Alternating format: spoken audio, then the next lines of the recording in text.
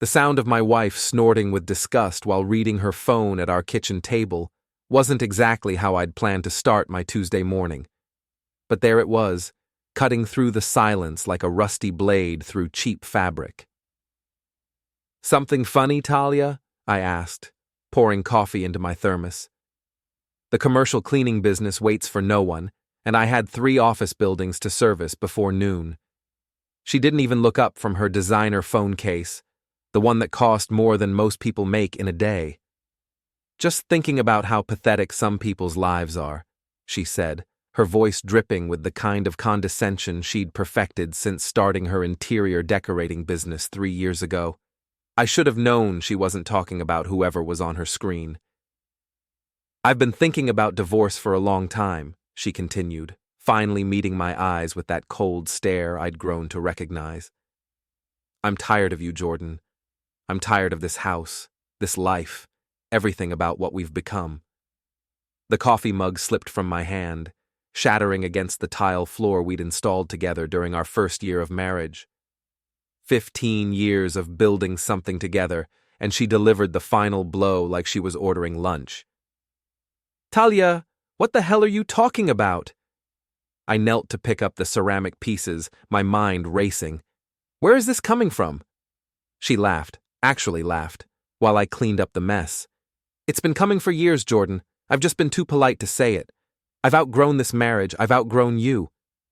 The way she said it, like I was a pair of old shoes she'd finally decided to throw away, hit me harder than any physical blow could have. I stood up slowly, ceramic shards in my palm, looking at the woman I'd loved since college. "We can talk about this," I said, my voice steadier than I felt. "We can work through whatever's wrong." "There's nothing to work through." She was already standing, smoothing down her expensive blouse. "I have a consultation with the Hendersons today. Their lakeside mansion needs a complete redesign. Real money, real clients, real opportunities." The emphasis on real wasn't lost on me. My cleaning company, built from nothing into a 6-figure business, apparently didn't qualify as real in her world anymore. "I'll be home late," she added, grabbing her designer purse. "Don't wait up." The door slammed behind her, leaving me alone with the broken coffee mug and the sudden realization that my marriage was over. Not ending. Over. Past tense. Done. I spent the next 3 days in a fog, going through the motions of work, while my mind processed what had happened. My crew at Wells Commercial Cleaning noticed something was off, but I kept my mouth shut. No point in airing dirty laundry until I knew where I stood. The answer came Friday evening when Talia walked into our living room, where I was reviewing invoices.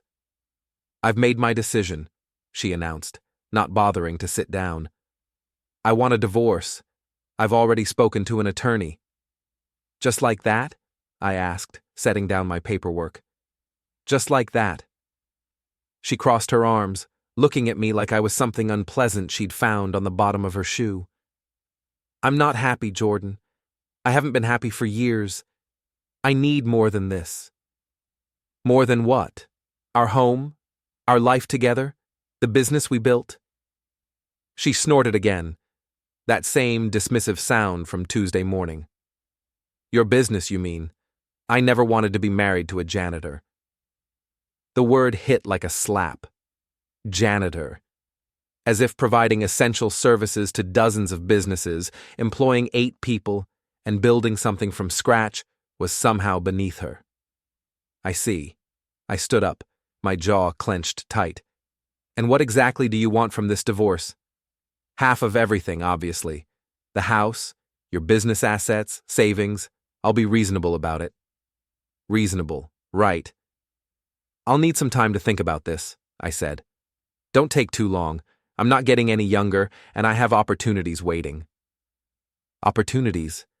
The word stuck in my mind as she walked upstairs to what had become her separate bedroom months ago. What kind of opportunities was she talking about? 3 days later, I had my answer. The Henderson Charity Open House was supposed to be Talia's big break, a chance to showcase her decorating skills to the town's elite while raising money for the local children's hospital. She'd been planning it for weeks, obsessing over every detail like it was the Met Gala. I'd volunteered to help with setup, partly out of habit and partly because I wanted to see what was so important that it justified destroying our marriage. Maybe if I understood her world better, I could figure out where everything had gone wrong. The Henderson Lakeside Mansion was everything our modest two-story home wasn't: sprawling, ostentatious, and designed to impress rather than comfort. Talia had transformed the main floor into an elegant showcase, complete with mood lighting and strategically placed furniture that probably cost more than most people's cars. "Jordan, can you bring in the rest of the flower arrangements from my car?" she asked without looking at me, too busy adjusting a crystal vase for the 100th time. "Sure thing," I replied, grabbing her keys. As I loaded my arms with expensive floral displays, I heard voices from the mansion's side patio. Talia's laugh, the genuine one she used to reserve for me, caught my attention. I moved closer to the French doors, staying out of sight. "So when are you planning to make it official?" a man's voice asked. "Soon," Talia replied. "I'm just waiting to cash out of this marriage first. Jordan's too stupid to see it coming." "Erik, you're terrible," she giggled. "But you're right. Once the divorce is final and I get my settlement, we can start our real life together." Erik Blaine, the real estate broker who'd helped us buy our house 5 years ago, the guy who'd been to our barbecues, who I'd considered a friend. "What about your husband's business?" Erik asked. "That's got to be worth something. More than he realizes. I've been keeping track of his contracts and assets. He's been hiding money in business accounts, thinking I don't notice. My lawyer says I can claim half of everything." I set the flowers down carefully, my hands shaking with rage. Hidden money? Every penny I'd earned was documented and legitimate. But apparently, in Talia's mind, success meant I was cheating somehow. "You're brilliant," Erik said, "and beautiful. Jordan never deserved you."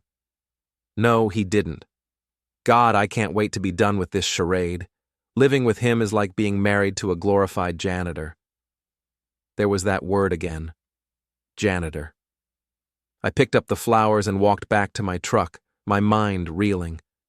Not only was my wife planning to divorce me, she'd been cheating with Erik Blaine and plotting to take everything I'd worked for.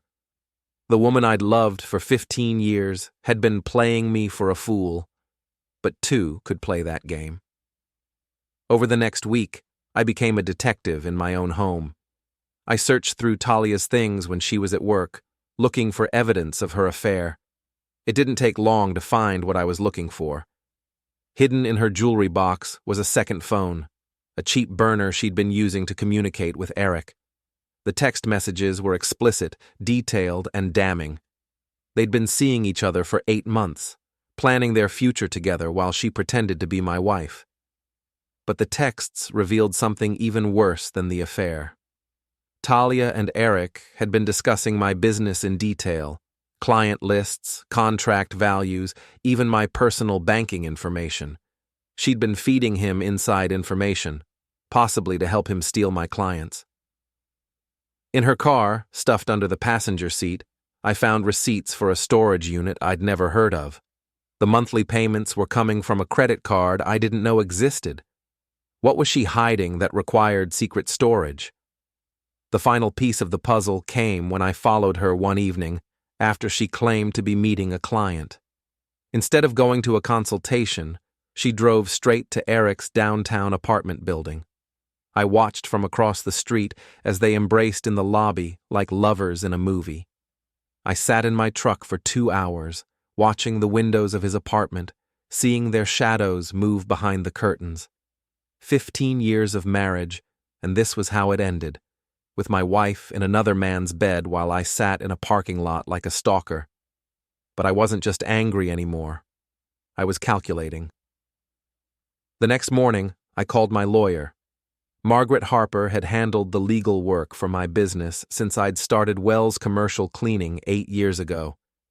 She was sharp, thorough, and had a reputation for protecting her clients' interests with ruthless efficiency. "Jordan, what can I do for you?" she asked when I arrived at her office. "I need to discuss divorce proceedings," I said, placing a folder on her desk. "And I need to protect my business." She opened the folder and reviewed the evidence I'd gathered. Photos of Talia and Erik together, copies of the text messages, bank records showing her secret credit card, receipts for the storage unit. "This is very thorough," Margaret said after several minutes. "How long has this been going on?" "At least 8 months, based on the messages. But she told me she's been thinking about divorce for years." "And she's asked for half of your assets?" "Everything. The house, the business, savings. She seems to think she's entitled to it all." Margaret leaned back in her chair, studying me carefully. "Jordan, do you remember the postnuptial agreement we drew up 3 years ago when you expanded the business?" I'd almost forgotten about it. When I'd taken out a large loan to buy new equipment and hire additional staff, Margaret had insisted on legal protections. Talia had signed it without reading it carefully, more interested in the shopping trip she'd planned with the loan money I'd agreed to let her use for house renovations. Vaguely. What about it? "It includes an infidelity clause. If either spouse commits adultery and attempts to conceal assets, they forfeit their claim to marital property acquired during the marriage." I felt my heart rate increase. What does that mean exactly? "It means if we can prove adultery and financial deception, Talia gets nothing. No house, no business assets, no savings, just whatever she brought into the marriage and whatever she can prove she earned independently." "And we can prove it?" Margaret tapped the folder. "With this evidence? Absolutely. But we need to move fast. If she files first or if she discovers what we're doing, it could complicate things." "What do you recommend?" "First, we secure your business assets immediately. Transfer ownership to a protected LLC, move business accounts to a different bank, document all contracts and equipment. Second, we file for divorce before she does, citing adultery and financial deception. Third, we request a temporary restraining order preventing her from accessing business accounts or assets." "How long will this take?" "If we move quickly, I can have the paperwork ready by tomorrow afternoon. We can file Wednesday morning." I thought about Talia at home, probably texting Erik about their future plans, completely unaware that her world was about to collapse. "Do it," I said. The next 2 days were a blur of paperwork, bank visits, and legal maneuvers. I transferred my business into Wells Commercial Services LLC, with myself as the sole owner and operator. I moved all business accounts to a different bank and updated my contracts to reflect the new company structure. Margaret worked around the clock to prepare the divorce filing. The evidence was overwhelming. Dozens of text messages between Talia and Erik, photos of them together, financial records showing her secret spending and hidden accounts. But the most damaging evidence was what I found in that storage unit. Using the address from the receipts, I'd driven to the facility and talked to the manager. For $50 and a story about my wife hiding assets during divorce proceedings, he let me take a look at Unit 247. Inside, I found boxes of expensive items I'd never seen before. Jewelry, designer clothes, electronics, even small pieces of furniture, all purchased with the secret credit card, all hidden from me. But the real smoking gun was a folder containing documents related to my business, copies of contracts, client information, even my personal tax returns. Talia hadn't just been cheating on me. She'd been conducting corporate espionage, gathering information to help Erik steal my clients and destroy my business. Wednesday morning, I woke up early and made coffee like it was any other day. Talia was still asleep upstairs, probably dreaming about her new life with Erik. I laid the divorce papers out on the kitchen table, along with copies of all the evidence Margaret had compiled: bank statements, photos, text message transcripts, storage unit inventory, everything that proved what she'd been doing behind my back. Then I packed a suitcase, loaded it into my truck, and drove to the extended stay hotel near my office. I checked in for a week and called Margaret. "It's done," I told her. "The papers are on the table. I'm at the hotel." "Good. Now we wait for her reaction." I didn't have to wait long. My phone started ringing at 11:47 a.m. Talia's name flashed on the screen, but I let it go to voicemail. It rang again immediately, and again. By noon, I had 12 missed calls and a series of increasingly frantic text messages. Call me right now. What the hell is this, Jordan? You can't do this to me. Pick up your damn phone. I was at the Henderson office building, supervising my crew's weekly cleaning service, when she finally tracked me down. She burst through the lobby doors like a tornado, her face red with rage and her expensive hair disheveled. How dare you! She screamed, loud enough to echo through the marble-floored lobby. How dare you! My crew stopped working and stared. The building's receptionist looked terrified. I walked calmly toward Talia, keeping my voice low and steady. Let's take this outside, I said. No, we're talking about this right here, right now. She waved the divorce papers in my face. This is insane, Jordan. You can't prove any of this. Actually, I can. I pulled out my phone and opened the folder of evidence photos. Would you like me to start with the text messages or the storage unit? Her face went white. You went through my personal things? Your personal things? You mean the business documents you stole from our home office? Or the credit card statements for accounts you opened without telling me? That's not what this is about, and you know it. But her voice was shaking now, the righteous anger replaced by panic. Then what is it about, Talia? Is it about Erik Blaine? About the 8 months you've been planning to cash out of our marriage? About calling me a glorified janitor to your boyfriend? She looked around the lobby, suddenly aware that we had an audience. We need to talk privately. No, we don't. You wanted a divorce? You're getting one. You wanted to take half of everything I've worked for, but that's not happening. Read the papers, Talia. Read them very carefully. She fumbled with the documents, her hands shaking. I watched as she found the section about the postnuptial agreement and the infidelity clause. The color drained completely from her face. This isn't legal, she whispered. You can't do this. I already did it.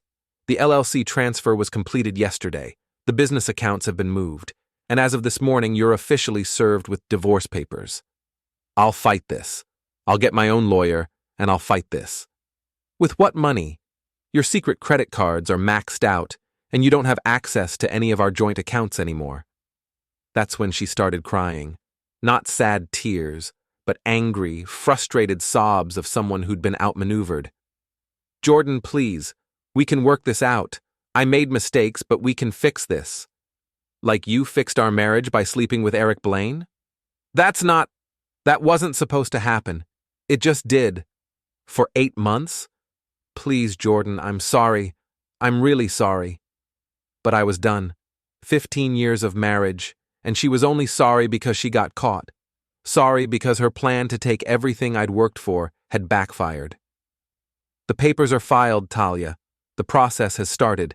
If you want to contest anything, call your lawyer. I turned to walk away, but she grabbed my arm. You snake! You planned this. You've been planning this.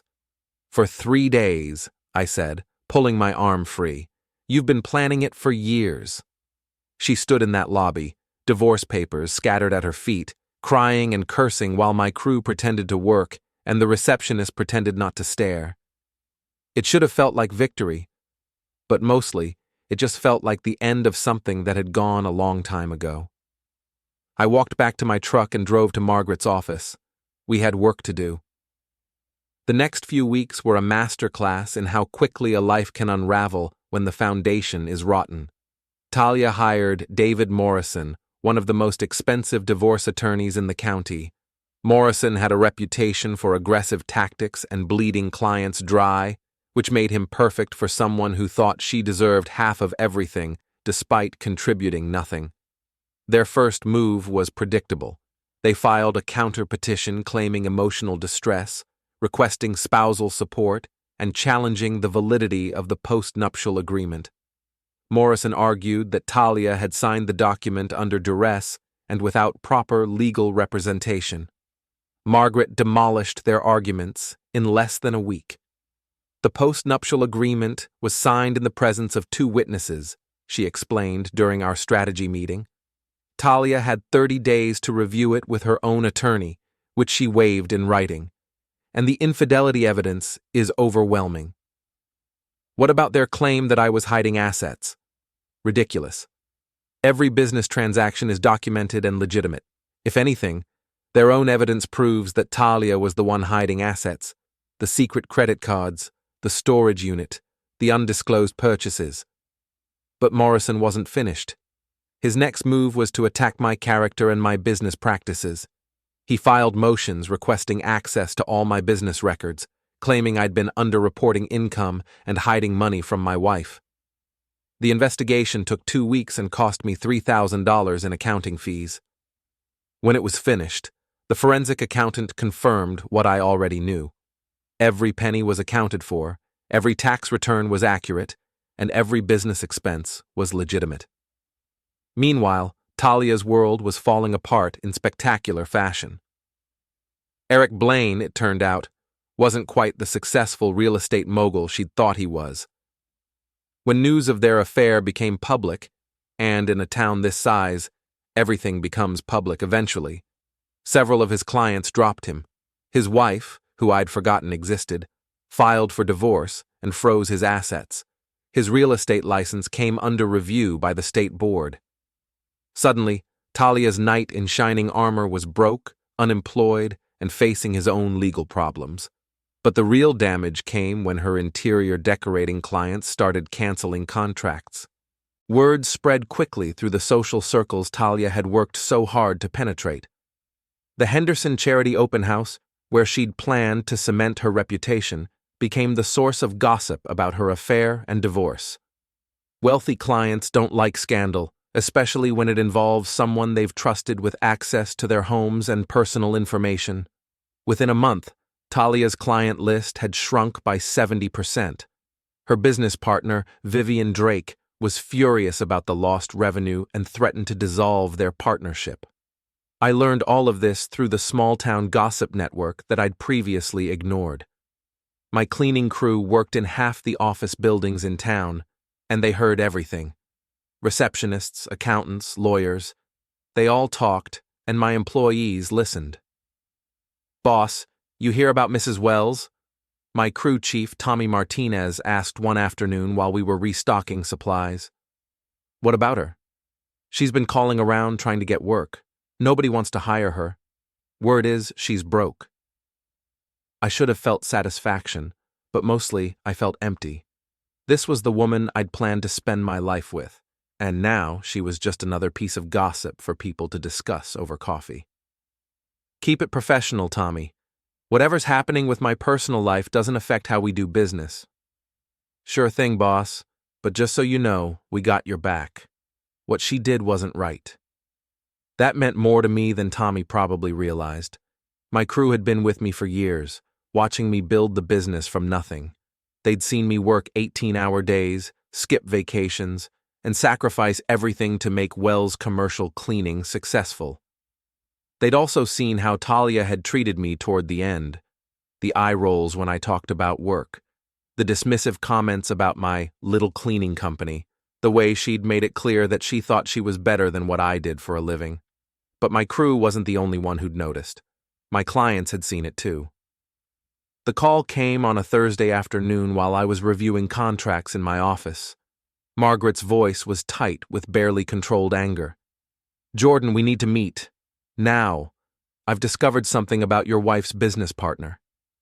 An hour later, I was sitting in Margaret's office, staring at a stack of documents that made my stomach turn.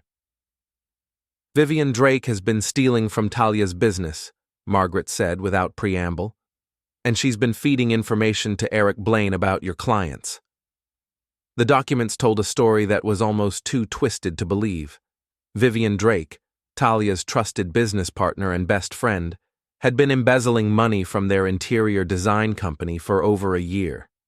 She'd been skimming cash payments, inflating supplier costs, and billing clients for work that was never completed. But that wasn't the worst part. "Look at these phone records," Margaret said, sliding another document across her desk. "Vivian has been in contact with Erik Blaine since before your wife's affair started. They've been planning this for over a year. I studied the call logs, my mind reeling. Planning what? The destruction of your marriage and your business. Look at the timeline, Jordan. Vivian starts stealing from the design company. She begins talking to Erik about your client list and business practices. Then suddenly, Talia starts having an affair with Erik and talking about divorce. You think Vivian orchestrated this? I think Vivian saw an opportunity to solve multiple problems at once. She was stealing money and needed a scapegoat. Your wife was unhappy in your marriage and vulnerable to manipulation. Erik wanted access to your commercial cleaning clients for his real estate business. Margaret pulled out another document, bank records showing transfers between Vivian's personal account and Erik's business account. They've been paying each other, Jordan. Vivian paid Erik to seduce your wife and gather information about your business. Erik paid Vivian for client lists and inside information about your contracts. I felt sick. My marriage hadn't just ended because my wife was unhappy or because she'd found someone else. It had been deliberately destroyed by people I'd trusted, people who'd been in my home, who'd eaten at my table, who'd pretended to be friends. How did you find this out? Talia's new attorney is more thorough than we expected. When Morrison started investigating your business practices, he also looked into Talia's income sources. He discovered the embezzlement and confronted Vivian.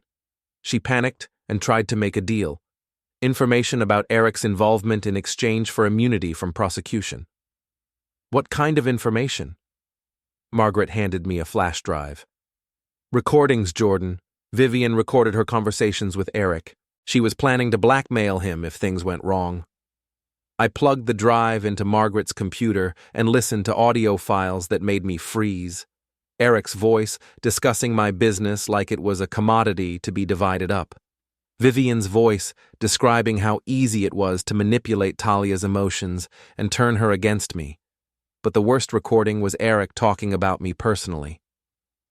Jordan's an idiot, his voice said through the computer speakers.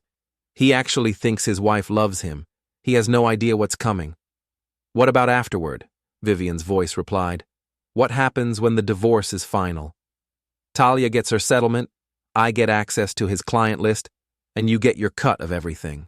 Jordan Wells will be lucky to have a business left when we're finished with him. They'd been planning to destroy everything I'd worked for, not because I'd done anything wrong, but because I was in their way. There's more, Margaret said, stopping the recording. Vivian kept detailed records of everything. Client information stolen from your office, copies of your business contracts, even personal details about your marriage that she gathered from Talia. Why would she keep records of criminal activity? Insurance. If Erik or Talia tried to cut her out, she had evidence to destroy them both. I sat back in my chair, overwhelmed by the scope of the betrayal. It wasn't just my wife cheating on me. It was a coordinated attack on my life by people who'd pretended to care about me. What do we do with this information? We destroy them, Margaret said simply. All of them. Legally, completely, and permanently. How? She smiled for the first time since I'd arrived. We give them exactly what they deserve. The plan Margaret outlined was elegant in its simplicity and devastating in its thoroughness. We weren't just going to win the divorce. We were going to dismantle the entire conspiracy that had tried to destroy my life. Step 1 was the easiest. We turned Vivian's evidence over to the district attorney. The recordings, bank records, and stolen documents were more than enough to file criminal charges against both Vivian and Erik. Conspiracy, fraud, theft, and a half-dozen other charges that would keep them busy with lawyers for the next 2 years. Step 2 was more complex. We used the evidence to completely destroy Talia's divorce case.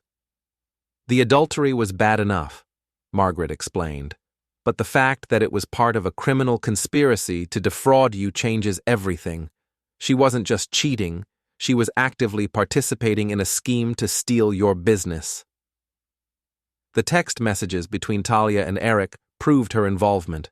She'd provided confidential business information, helped Erik identify potential clients to steal, and even given him copies of my contracts and pricing structures. But she didn't know about the criminal conspiracy, I pointed out. Doesn't matter. She knew she was helping Erik compete against your business while pretending to be your loving wife. That's fraud, Jordan, and fraud voids the marriage contract entirely. Step 3 was the most satisfying. We went public with everything. I'd spent weeks being the subject of gossip and speculation. People whispered about my failed marriage, my wife's affair, my inability to keep my woman happy. The narrative had been that I was a loser who'd driven away his successful wife. Time to change that narrative. Margaret arranged for a meeting with the local newspaper's investigative reporter, Janet Morrison, no relation to Talia's lawyer. Janet had been looking for a story about corruption in the local business community, and we handed her a gift-wrapped scandal. The article ran on the front page of the Sunday edition, "Local Business Conspiracy Exposed, Affair, Fraud, and Betrayal, Rock Commercial District." Janet had done her homework. She'd interviewed my clients, my employees, and even some of Talia's former customers. The picture that emerged was of a hard-working businessman who'd been systematically betrayed by people he trusted. But the article also included details about the criminal charges, the evidence of fraud, and the scope of the conspiracy. By Monday morning, everyone in town knew the truth about what had really happened to my marriage. The reaction was swift and decisive. Erik Blaine's remaining clients dropped him immediately. His real estate license was suspended pending investigation. His wife's divorce attorney filed motions to seize all his assets as proceeds from criminal activity. Vivian Drake was arrested at her home Tuesday morning. Her interior design business was shut down pending investigation. Her clients, many of whom were also my commercial cleaning clients, called to express their support and to make sure I knew they'd never trusted her. But the most dramatic change was in how people treated me. For weeks, I'd been the object of pity or scorn. Poor Jordan Wells, whose wife left him for a better man. Jordan Wells, who couldn't keep his woman satisfied. Jordan Wells, the janitor who'd lost his decorator wife. Now, suddenly, I was the victim of a criminal conspiracy. I was the hard-working businessman who'd been betrayed by criminals. I was the guy who'd been smart enough to gather evidence and fight back. The shift in public opinion was so dramatic it was almost funny. Clients who'd been cool and distant suddenly wanted to chat about the case. Neighbors who'd avoided eye contact were stopping by to offer support. Even my ex-wife's former friends were calling to apologize for believing her lies.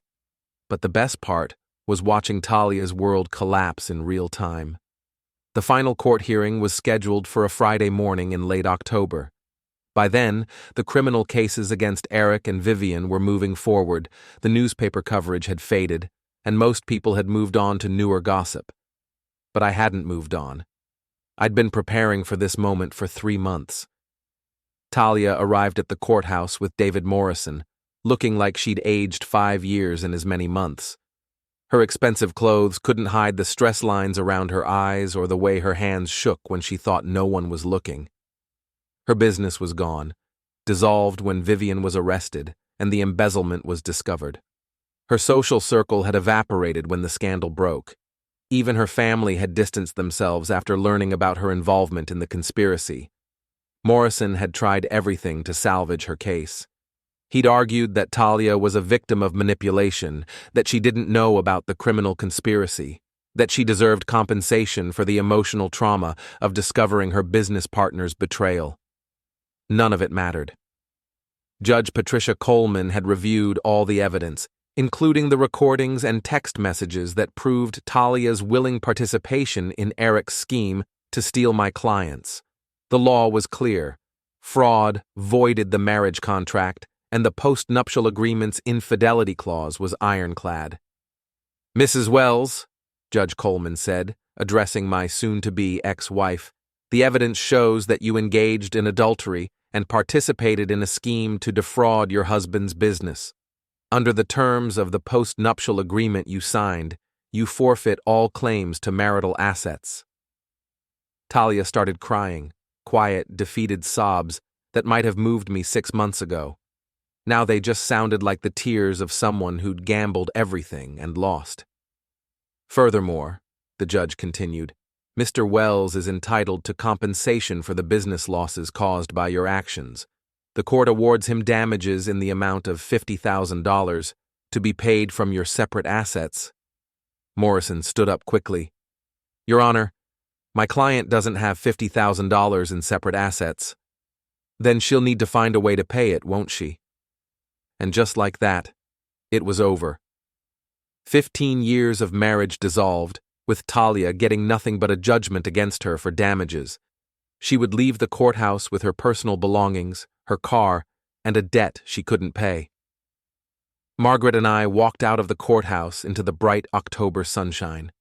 I felt lighter than I had in months, like a weight I'd been carrying had finally been lifted. How does it feel? Margaret asked. Like justice, I said. But the story wasn't quite finished yet. 6 weeks after the divorce was finalized, I was working late at my office when I heard a knock on the door. Through the glass, I could see Talia standing in the parking lot, looking smaller and more fragile than I'd ever seen her. I almost didn't answer. We had nothing left to say to each other, and seeing her would only remind me of everything I'd lost. But curiosity got the better of me. What do you want, Talia? I asked, opening the door but not inviting her inside. I need to talk to you, she said, her voice barely above a whisper. Please, Jordan, just 5 minutes. Against my better judgment, I stepped aside and let her into the office. She looked around at the space I'd built from nothing, the desk where I'd planned my business expansion, the wall of client contracts, the photos of my crew and our equipment. I'm sorry, she said finally. I know that doesn't mean anything now, but I needed to say it. I'm sorry for everything. Okay, I said. Is that all? I'm leaving town. I can't find work here and I can't afford to stay. I'm moving back to my sister's place in Ohio. Good luck with that. She turned to face me, and I saw tears in her eyes. I never meant for it to go this far, Jordan. I was unhappy, and Erik made me feel like I deserved better. I didn't know about Vivian, I swear. I didn't know they were using me. But you knew you were helping Erik steal my clients. You knew you were betraying our marriage. You knew you were lying to me every single day. I know. I know I was wrong. I thought I could have a better life. I thought I deserved more than what we had. You did have more, I said. You had a husband who loved you, a home, a business partnership with someone you trusted. You had everything, Talia. You just couldn't see it. She nodded, crying openly now. I know. I threw it all away for nothing. Erik won't even talk to me anymore. He blames me for everything that happened. Because you're an easy target. You always were. That stopped her crying. She looked at me with something like anger. What's that supposed to mean? It means you spent our entire marriage looking for someone to blame for your unhappiness. First it was your job, then it was our house, then it was our social circle, then it was me. You never took responsibility for your own choices. That's not fair. Isn't it? You chose to have an affair. You chose to help Erik steal from my business. You chose to lie to me for 8 months. But somehow, in your mind, you're still the victim. She stood there for a long moment, and I could see her processing what I'd said. Maybe for the first time, she was really hearing how her actions had affected other people. I should go, she said finally. Yeah, you should. She walked to the door, then turned back one last time. For what it's worth, I did love you. At the beginning. I know, I said. But love isn't enough when there's no respect. After she left, I sat in my office for an hour, thinking about everything that had happened. The betrayal, the investigation, the divorce, the criminal trials that were still ongoing. All of it because my wife had decided she deserved better than the life we'd built together. But as I looked around my office, at the contracts on my desk, the photos of my successful business, the evidence of everything I'd accomplished, I realized something important. I did deserve better. I deserved better than a wife who was ashamed of my success. I deserved better than friends who would betray me for money. I deserved better than people who saw my kindness as weakness. And now I had better. I had a business that was thriving, employees who respected me, clients who valued my work, and a reputation for integrity that no one could take away. Most importantly, I had learned to value myself the way I deserved to be valued. 3 months later, Erik Blaine was convicted of fraud and conspiracy. He received 2 years in prison and was ordered to pay restitution to everyone he'd defrauded, including me. Vivian Drake pleaded guilty to embezzlement and received 18 months in prison. She was also ordered to pay back everything she'd stolen, though since she'd already spent most of it, that restitution would probably never be collected. Talia never faced criminal charges. The prosecutor decided she'd been more of a victim than a co-conspirator. But she did have to pay the $50,000 judgment, which took her 3 years and forced her to work 2 jobs while living in her sister's basement. As for me, I expanded Wells Commercial Cleaning into 3 new markets. I hired 12 additional employees. I bought a new house, smaller than the one I'd shared with Talia, but entirely mine. I started dating again, carefully and selectively, looking for someone who would value what I'd built rather than resent it. I never remarried, but I found something better than the marriage I'd lost. I found peace with who I was and what I'd accomplished. Sometimes, the best revenge is simply refusing to let someone else's betrayal destroy your life. Sometimes, the best victory is building something so strong that no one can take it away from you. And sometimes, the best ending is not the one where you get everything back, but the one where you realize you never needed it in the first place. I kept the business. I kept my integrity. I kept my self-respect. Talia got exactly what she deserved, nothing.